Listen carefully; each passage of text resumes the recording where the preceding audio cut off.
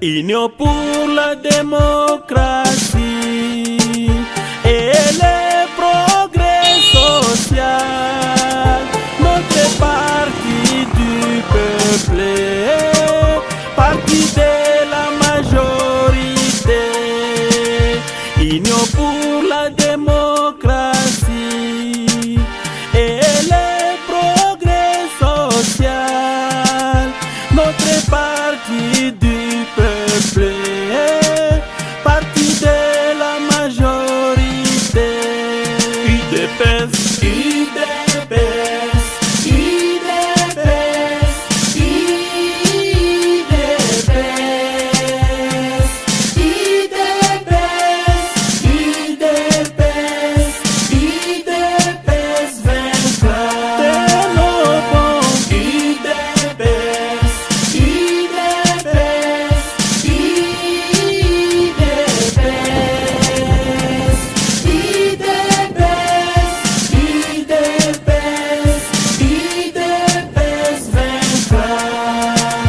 Debout combattant de l'UDPS, luttons pour la démocratie, la liberté et les pouvoirs sont l'émanation du peuple. Debout combattant de l'UDPS, luttons pour la démocratie, la liberté et les pouvoirs sont l'émanation du peuple. UDPS, UDPS, UDPS, UDPS,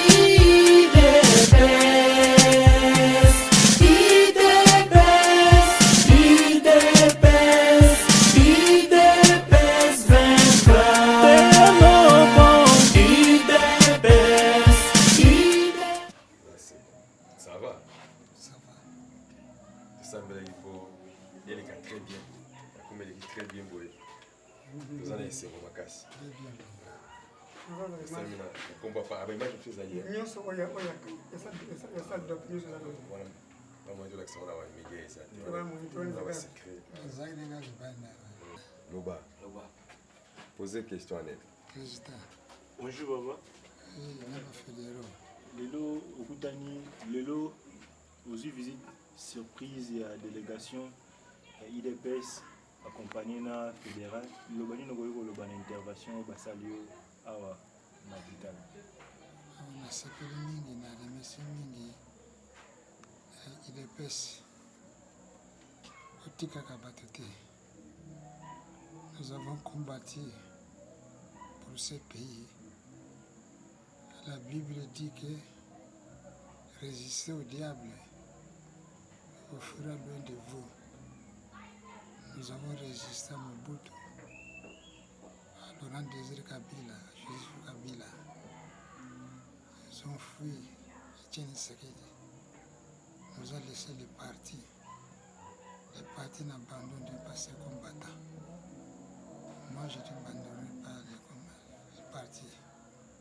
Quand ma famille va attendre ça qu'à Kinshasa, qu'on va interdire des relations contre les DPS, ils seront surpris. Parce que ça fait 5 ans. Sa population lobanini na oyo idepesa salto na yango nazoloba te idepesi na remercie idepesi bana na présidenti na bafédérati na bakombata nakoloba mingi nde nakopima koza na réunion ya plénière kuna na remercie mingi mpenza parce que j'ai cherché l'argent partout par-ci là j'ai trouvé pas l'argent. Même inquiétudeekupa kutu na bafrère na ngai soki naye na matadi te peut-être bolingo oyebanga te mais un combattant qui m'avait appelé à Matadi, est-ce que vous pouvez venir à Matadi? Bon, je suis arrivé à Matadi par-ci par-là, le gardiennage, tout ça, mais bon, je vous dis que là, service wana nasali na imprimé la nature kuna na fief na ye alemesi kaka nde mwana chance kaka na baconnaissance ya kombata wana nasali demande nga betala kombata place nayosalela lefuti balongo ezali te après 4 jours ekobenga ngai ekolakisa nga mosala bamemi nga tike na milio ebele kofako esi kofako nasalaka na moni te me nasalaka nga na kati tiaka propriété na kati atosali connaissance ta fédérale jc parce que conseil na kopesaka na ba idps là où vous serez là où vous irez po basentir que eza idps kobomama te ke oyo bamosusu babangaka te nga na bangaka na nga te partout meme na kinshasa meme na matadi meme kuna na nazala te na cité babengaka idps basekaki biso mingi ke idps parti bapauvre zwaka lobono pouvoir te mais tieni sekedi aresiste mpona makambo wana aye kokufa bana na nga baleli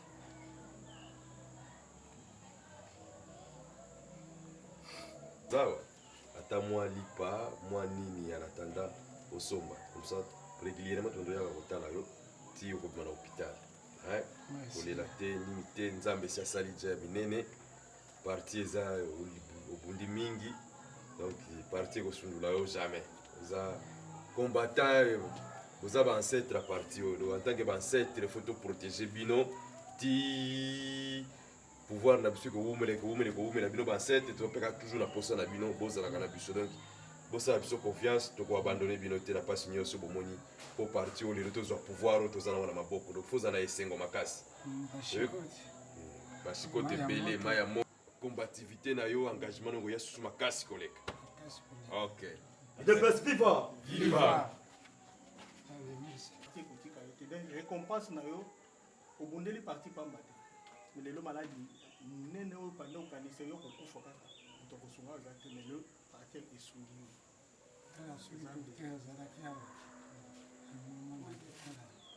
oui.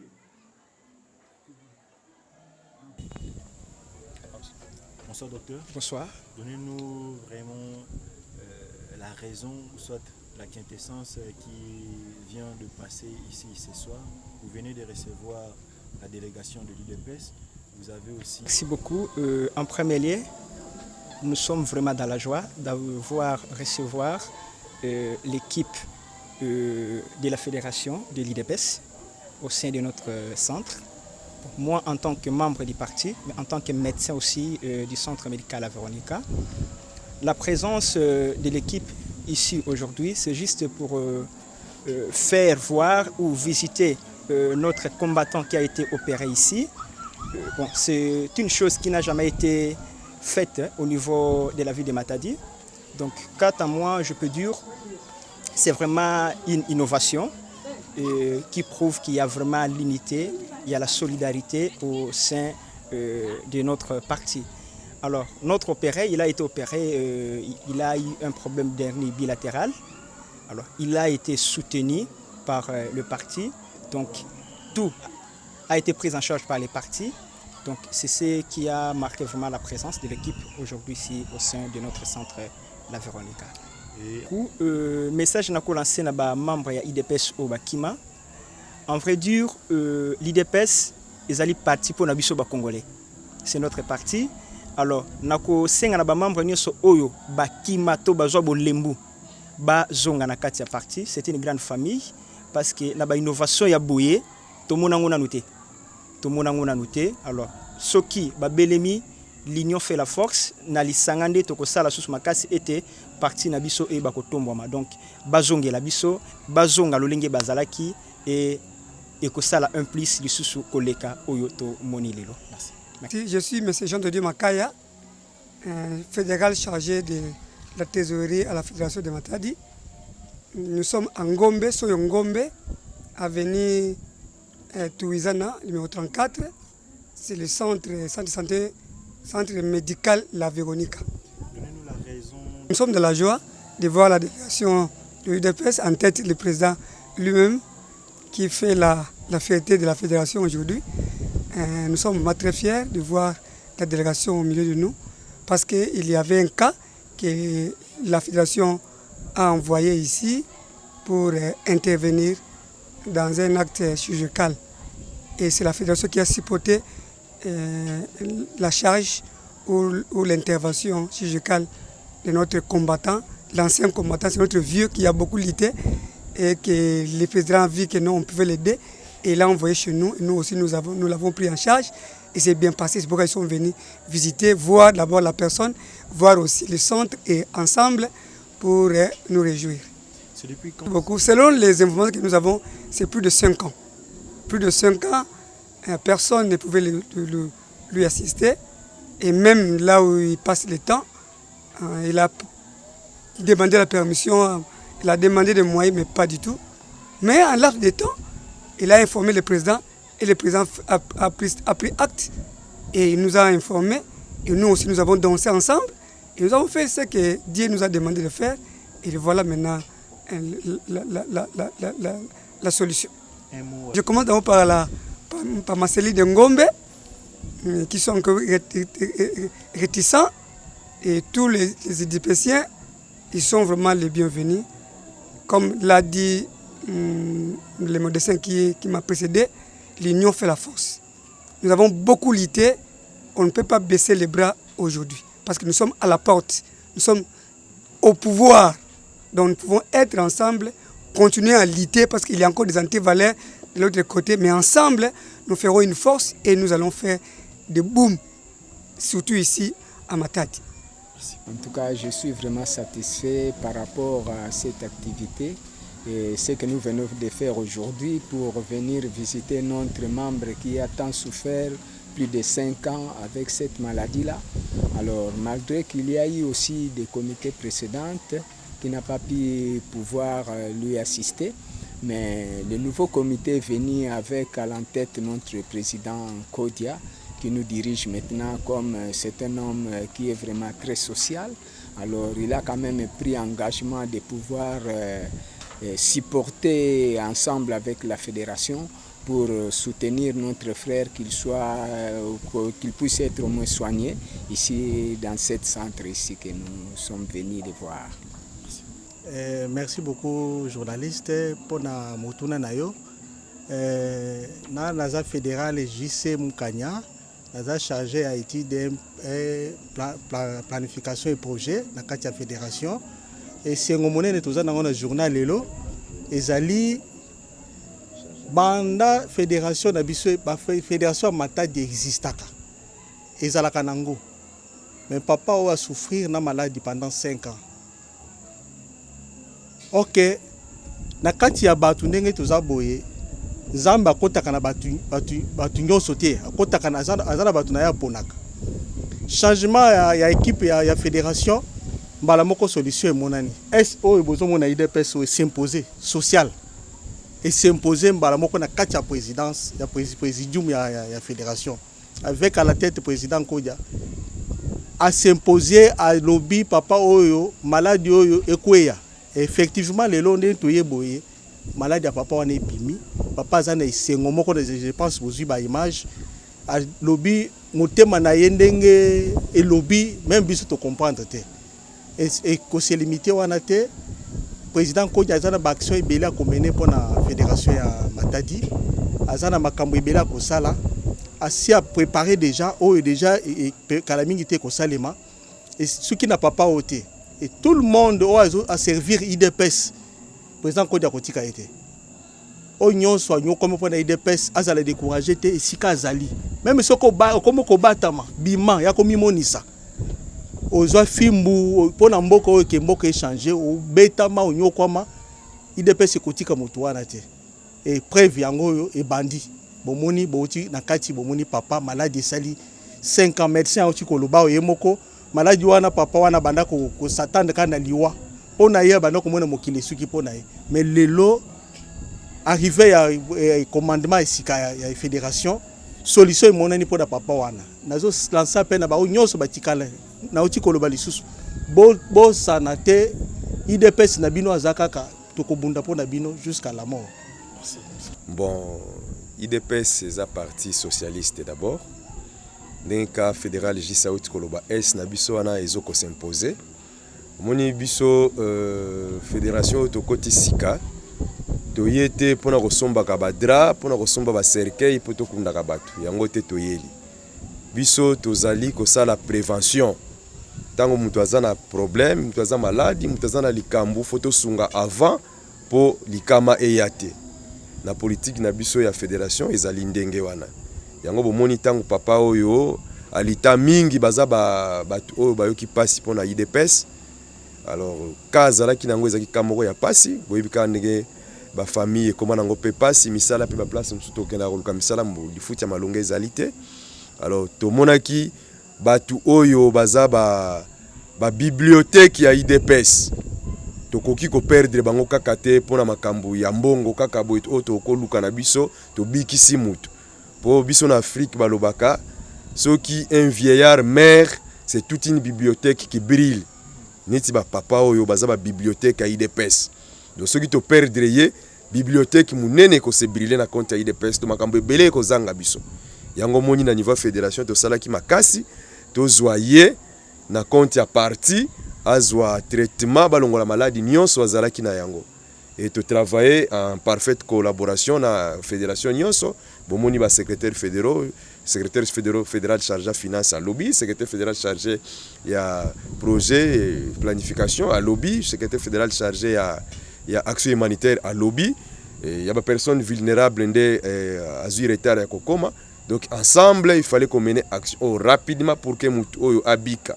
Pour jour avec consultation ba médecin baloba ki ceux qui to le kisi sous mikolo to risquer to perdre. Donc c'était vraiment au bon moment et il fallait rapidement qu'on luka ba moyen pour balongo la maladie azaki nango et uti ko longwa pe intervention et salami ya leki avec succès yangwana et sengona biso to remercier tata Nzambe to remercier pe ba médecin ndenge basali musala malamu et yango monitoyer awa lelo to ya ko se rendre compte ndenge opération intervention elekelaki to monike eleki malamu to yeko la combattant na biso notre un vieux combattant au faut continuer ko protéger. Donc voilà pour ça là tozali nango na kati ya fédération ya Matadi. Donc faut bolingo ezala ebele unité ezala ebele to travailler ensemble pour que to tombe la partie na biso ekende liboso. To sala nenka exemple président yemoko président Félix Antoine Tshisekedi ndenge azo salela musala biso pe na niveau ba fédération tozo copier kaka modèle na ye yango monito ye pour président za mutema malamu président za maboko pembe président biso pe to landa président Félix yango moni ce qui likambo ezali il faut to intervenir pour na kosala honneur pe na président de la République na biso pour na kosala honneur na parti na biso et IDPS à la tête président Jean-Marc Kabund na secrétaire général na biso Augustin Kabuya bango pe ba geste boye na Kinshasa to mona ka basaila ka yango donc tozo copier kaka bizaleli ya bakonzi na biso na président de la République na bakonzi ya parti ndenge bango bazo sala biso pe tozo copier bango pour que parti na biso ekende liboso Nzambe a continuer ko pambola parti oyo et to conserver pouvoir le plus longtemps possible pour to sunga ba congolais to tombola mboka oyo et se développer et comme un paradis terrestre ndenge batu ba prophétie lo baka nyonso RDC paradis terrestre donc to monique ngonga ekoki to bongola RDC comme un paradis terrestre avec président Félix Antoine Tshisekedi. Alors biso mutozana ye il faut to briller na ba exemple ya bien pour Nzambe a continuer ko tchalo boko na ye na IDPS a continuer ko tchalo boko na ye na ba konzi ya mboka pour projet na biso ya société le peuple d'abord et kokisama toujours net otosali ils na cadre le peuple d'abord to sungi mpaka na biso c'est toujours na cadre le peuple d'abord. Donc voilà raison d'être ya biso na centre de santé centre hospitalier et Véronica pona kosunga mpaka na biso azaki na bokono ya makasi mais Nzamba sali makambo nyonso leki malamu mona nkodi mbete za facile parce que tozaka na permanence. Lundi toza na réunion, mercredi toza na réunion batu nyonso do soki combattant oya ka réunion chaque mercredi akomona biso papa o to sungi lelo ayaka kana ba réunion mercredi to yebite avant ndakuna ete mais chaque réunion mercredi papa za na volonté malgré âge na malgré maladie na ye mais chaque réunion mercredi abanaki kozala donc ndo mona na chaque fois na réunion donc mona biso na niveau fédération ezali kamba pas cité donc fédération ezana 24 15 wana mutu nyonso aza na posa ya IDPS oya na 24 15 place fédération ezali soki bato mpe balingi basunga IDPS kaka na fédération eza kaka place wana bokosunga biso mpe bakombata bakotizaka déjà mais toboyaka mpe bato te basunga biso oyo baza de bonne foi de bonne volonté bamoniki fe basunga IDPS mpo ekende susu liboso kaka toujours na 24 15 place permanence na biso ezali donc mutu nyonso oyo alingi IDPS to porte ezaka ya kokangama te na IDPS eza parti ya peuple. C'est le peuple d'abord, donc le peuple d'abord, c'est tous les Congolais. Oyo amoni ke azala ba même valeur que biso alingi mboke kende liboso to ko bana même langage mais on déba lingi te mboke kende liboso peut-être bango ne bakima biso mais o tout en tout cas bana souci ya RDC baza elongo na biso o baza na souci ya président Félix Pombo a diriger mboka na biso kende liboso baza elongo na biso mais o baza contre président o baz lingi te RDC kende liboso bango ne bakima biso mais biso to ko lemba bango te toza toujours côté ya maloba ya bolingo maloba ya unité pour mboka na biso kende liboso pour parti na biso pe kende liboso donc toboyaka mutu te na IDPS zalaka bizaleli malamu zalaka mutema malamu et zala brave zala sérieux honnête omona ke na IDPS place na yo ezali donc voilà je vous en prie. Union pour la démocratie.